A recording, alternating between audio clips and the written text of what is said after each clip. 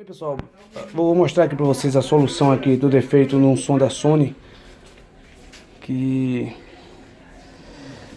eles colocam no dissipador de calor, eles colocam essa fitinha branca, que ela inibe que o calor vá totalmente para a latinha. Então o que dá? O que acontece? Dá Protect.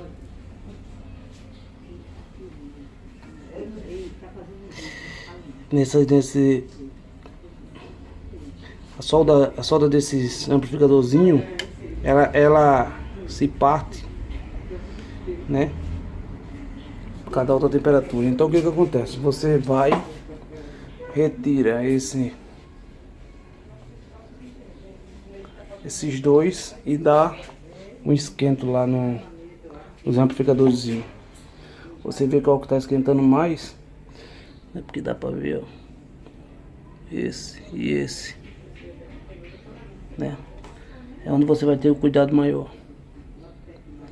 Então, vai lá e dá um reflu lá, né?